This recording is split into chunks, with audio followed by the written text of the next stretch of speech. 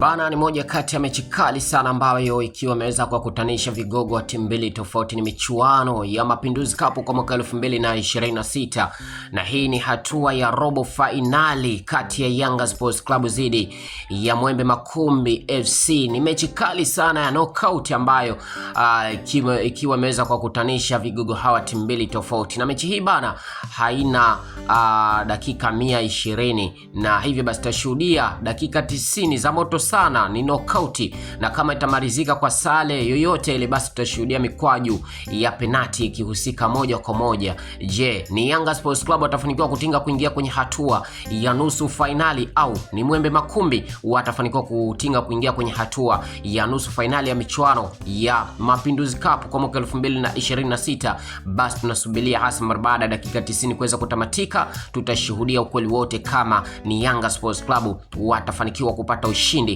au ni Mwembe Makumbi FC watakaweza kufanikiwa kupata ushindi. Na moja kwa moja mechi inaonekana kuwa na ushindani, imefanikiwa kuanza kwa kasi kubwa, lakini pia ikiwa inaendelea kwa kasi kubwa sana. Piga ni nyingi, lakini pia hata zile kosa nazo zimekuwa ni nyingi sana. Hiyo yote kwa sababu tu kila timu haihitaji kupoteza kwenye mechi ya leo, na ndio maana ushindani umekuwa ni mkubwa sana. Kikubwa zaidi tunasubiria dakika 90 zitatupatia majibu yote, na hii ni michuano ya Mapinduzi Cup kwa mwaka 2026 pale visiwani Zanzibar, mechi kati ya Yanga dhidi ya Mwembe Makumbi. Na hii ni Chuma Online TV. Please subscribe, like, comment na kushare. Asante.